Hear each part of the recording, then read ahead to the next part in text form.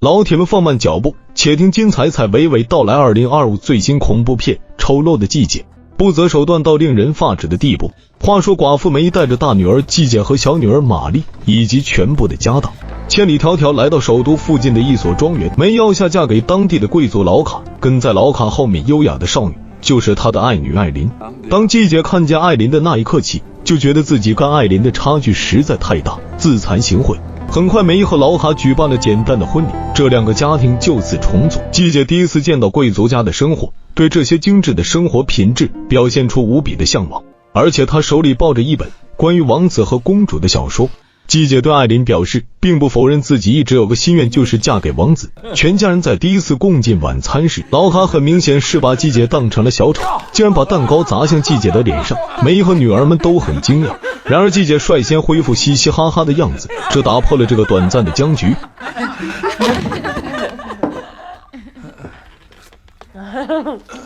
爸爸，爸爸。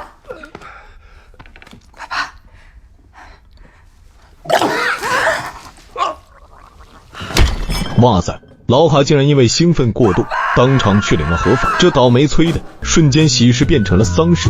过了几天，庄园来了4个男人，另一边艾琳因为悲伤过度一直在床上没有起来，季姐就去送吃的，顺便安慰一下艾琳。Da faren min døde, så sov mamma hele tiden. Men det gikk over.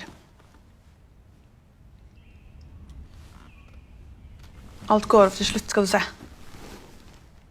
没想到这番话竟然把艾琳惹火，她认为季姐竟敢拿自己的不幸和她相提并论，并且季姐还在使用她心爱的梳子。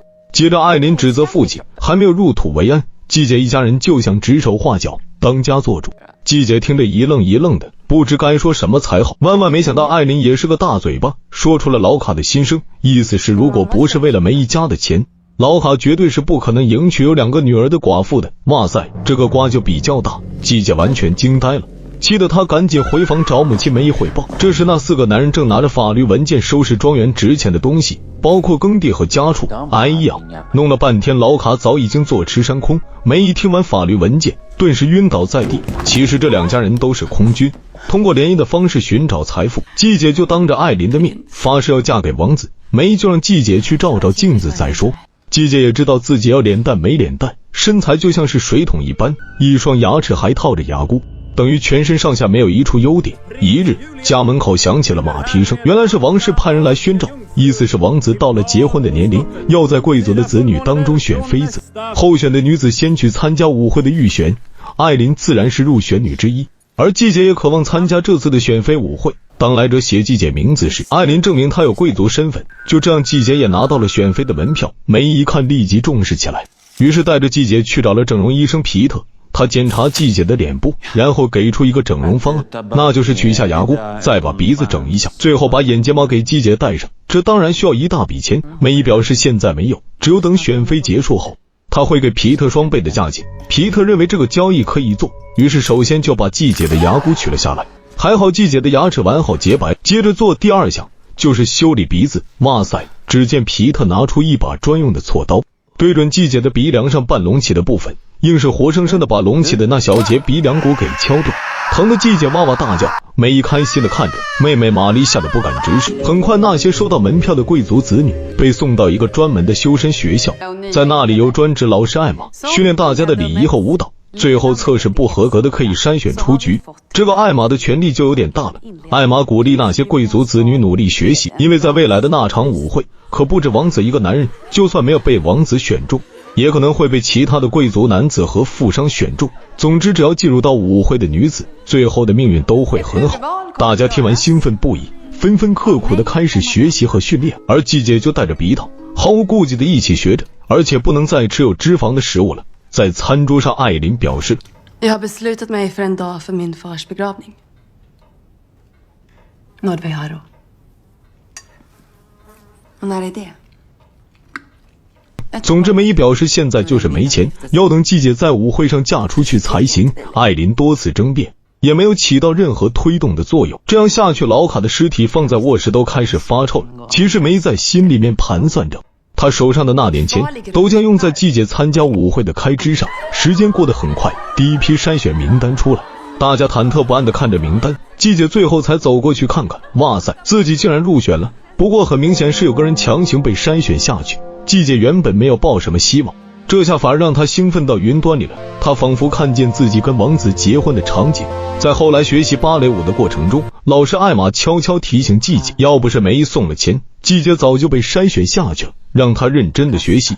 另外一个老师卡米也被梅买通了，特意给季姐一个小盒子，嘱咐她在必要时会用上的。季姐忍不住就展示给玛丽看，那个小盒子里装的是绦虫网。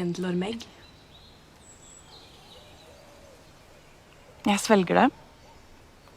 Og så kan jeg spise så mye jeg vil, men fortsatt gå ned i vekt. Fordi at ormen spiser det jeg spiser. 季姐要求妹妹保密，她还有一瓶解药，玛丽就答应了。不过玛丽觉得姐姐已经疯狂了，就生气地走开。不过季姐最终还是把那颗绦虫卵吞进到肚子里。随后她在半路上偶遇王子，可是王子对她一点兴趣也没有，季姐只好失魂落魄地跑了。当她回到庄园，已经很晚了。她听见库房里传来怪异的声音，于是走近一看，哇塞，竟然是艾琳和年轻的马夫在偷情。她立马跑回去告诉了梅姨。到了第二天，梅开始惩罚艾琳，毕竟她是老卡明媒正娶的夫人，她有权利剥夺艾琳大小姐的待遇，从此让她干家里的粗活，接着开除马夫。艾琳这下从天堂到了地狱，这样一来，季姐失去了一个竞争对手。3个月后，季姐变漂亮了，梅姨非常的开心。季姐看着干粗活的艾琳，觉得自己信心爆棚。随后他们找到皮特，这是整容的最后一个环节，皮特要把睫毛缝到季姐的眼睛上。这个手术的环节极其痛苦，而且看上去很吓人。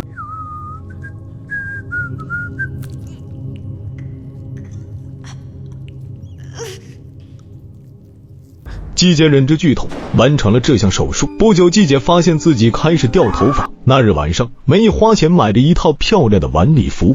此时季姐的腰围已经恢复到淑女的标准，梅就把艾琳当成下人一样呼来喝去。艾琳无奈的服侍季姐穿上裙子，季姐看上去格外的漂亮。造型师也发现季姐在掉发，不过她有别的办法。很快她从箱子里拿出一顶金色的假发给季姐，这下就完美了。半夜，季姐发现艾琳在偷偷穿晚礼服，这不明摆着艾琳非要参加明晚的舞会吗？于是就上前厮打起来。季姐也是个狠人，3下5除2就把裙子撕烂，气得艾琳跑出去痛哭。梅听见动静跑来安慰季姐，意思是裙子已被她撕烂，艾琳肯定是无法参加舞会的。不久，艾琳回房睡觉，她做了一个奇怪的梦，裙子上面布满了蚕宝宝。她的母亲出现。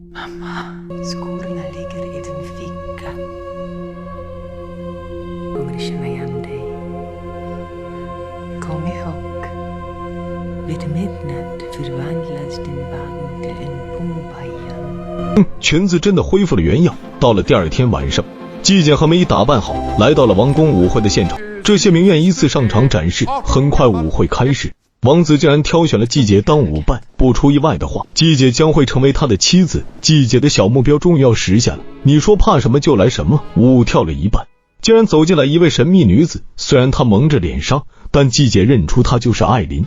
王子反而被艾琳吸引过去，这下季姐失去了希望。虽然没把其他贵族找来跳舞，但是季姐突然觉得要呕吐，就跑了出去。随即她吐了几口黑水，里面竟然还有绦虫卵。季姐觉得自己快要死了，梅跑出来打了她一耳光，希望季姐振作起来。随后母女俩回到舞会，接着跳舞。虽然王子不选她，当然还有别的贵族喜欢季姐。这时午夜钟声响起，艾琳必须要走，否则他就回不去了。王子迟疑了一下才追出去，结果王子只拿到艾琳的一只鞋，然后命令全城寻找拥有另外一只鞋的女人。季姐自然是恨得牙根直痒痒，一回到家就逼着艾琳把另外一只鞋交出来。两人从1楼打到2楼，季姐终于抢过来，她发现自己的脚根本穿不进。这时她已经处于疯狂状态，于是拿起菜刀，硬是把右脚比对鞋子的尺码，手起刀落5个，拇指基本被砍断，但是还连着皮肉。此时的季姐已经疼得浑身颤抖，倒在地上。